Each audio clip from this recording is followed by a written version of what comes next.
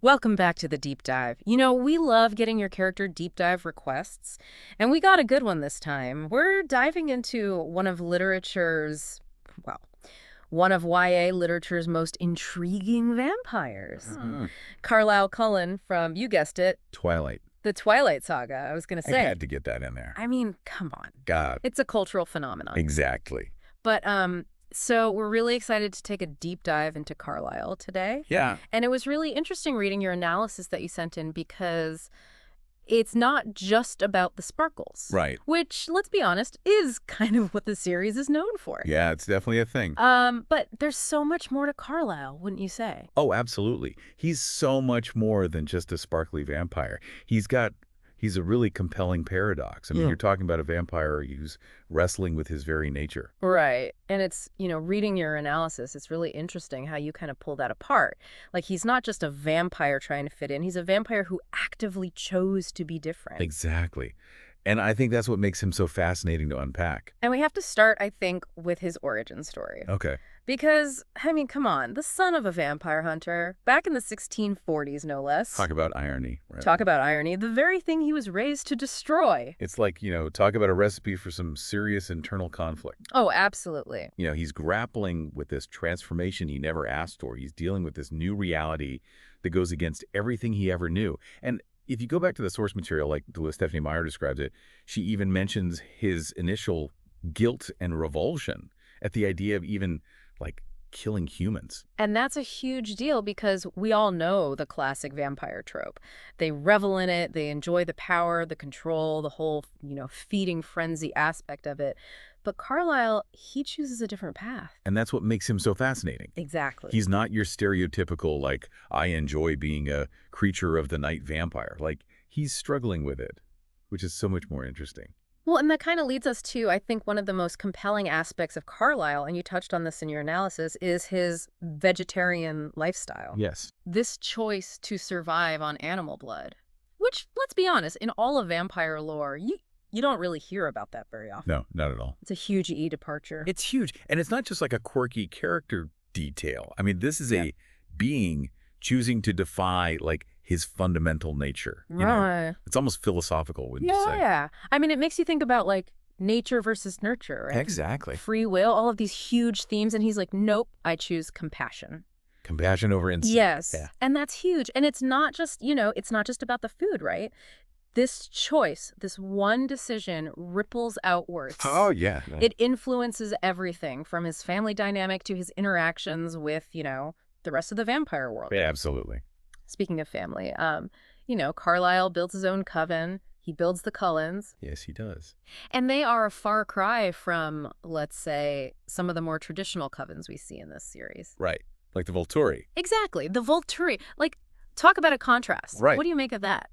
Well, you look at a group like the Volturi, and they thrive on power and fear. Totally. It's all about control, right? Yeah. And then you look at the Cullens, and there's this sense of family. Yeah. Like they actually like each other. They choose to be together. They choose it. They choose it, yeah. It's built on this foundation of shared values, mutual respect. Mm-hmm. And I think that directly reflects Carlisle's own personal choices, wouldn't you say? Totally. Like, it's leadership by example. He's not just saying these things, he's living them. Yes. And it creates this completely different dynamic. And, one of the other things that you pointed out, and I thought this was really interesting, is that Carlisle chooses to be a doctor, which on the surface seems a little odd. Yeah, a little counterintuitive, right? Right. An immortal being worried about healing people. Exactly. Like, what's the point? Right. You've got all the time in the world. What are you doing? Mm.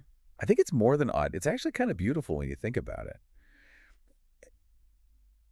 He could choose to just exist outside of human society. Yeah. Above it even, right? Sure. With his vampire powers who would question him. Exactly. But he doesn't. He chooses to immerse himself in humanity. It's like he almost needs to be surrounded by it. Right. And not just be surrounded by it, but to, like, dedicate his life, well, his unlife, I guess you'd call it, to preserving it. It speaks to something deeper, I think, don't you? Like, almost a need to atone, to, like, make amends for this thing that he is. It's like he's trying to balance the scales in a way. Oh, total. For every life that's taken, for every, instance of darkness, he's choosing to be this beacon of light and healing. And that commitment to compassion, that's not just in like his professional life. You brought up a really good point about Carlisle and Esme. Oh, Esme. Now that's a love story for the age of Talk about a power couple. right. And even by vampire standards, it's pretty unusual. Yeah, she wasn't turned out of, like, hunger or malice or any of that. Exactly. He saved her. He did. He offered her a second chance when she was, I mean, let's be real, she was in a really dark place. After a suicide attempt, I mean, that's heavy stuff. Exactly. Yeah. And it just shows you how deeply ingrained this empathy and compassion is in him.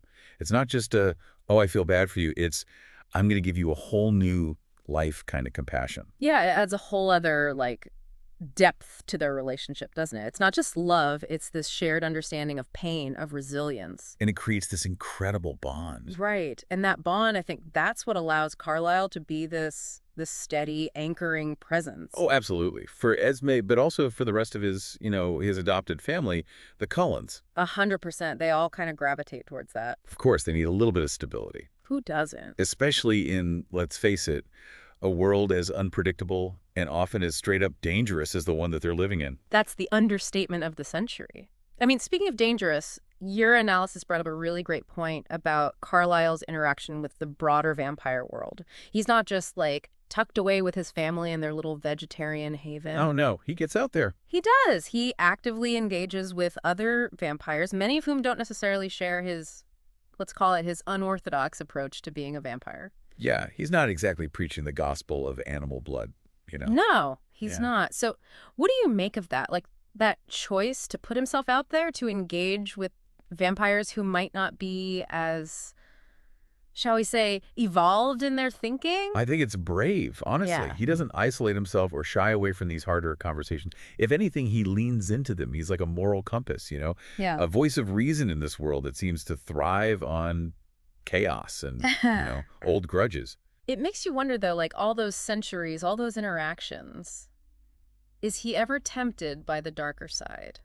Oh, I'm sure. I mean, come on, centuries is a long time, right? It's got to be tempting sometimes. To just give in to that primal urge, that thirst, the one that's always kind of lurking beneath the surface. Yeah, totally. But that's what makes him so fascinating, right? Like, he's constantly choosing the harder path, restraint, compassion. It's like you said, he chooses it. Every single day. It makes you think. Yeah, it really does. It makes you question, like, what does it really mean to be good? Or evil, even? Right. And in a world where those lines are already kind of blurry. Exactly. I mean, you've got vampires running around, werewolves, all this stuff. It's easy to get caught up in the supernatural. But at the heart of it, it's this very human struggle, this internal battle. Oh, 100%. And I think that's why your analysis, it resonated with us so strongly. Because you're not looking at Carlisle as this, like, black and white character. There's nuance. There's that internal struggle that must come with going against your nature, choosing to be different. Exactly. And choosing it every single day, which I think is really powerful. Like, if a vampire, a creature literally defined by its need for blood, can choose compassion, what does that say for us? For humans?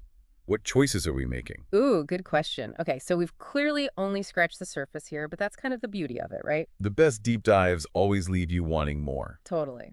So to our listener who sent in this incredible analysis, thank you. You clearly have such a great understanding of Carlisle, and you've given us all a lot to think about. Seriously, this was a good one. So to you, dear listener, and to everyone listening, what parts of Carlisle's journey resonated most with you? What would you focus on if you were going to write your own analysis?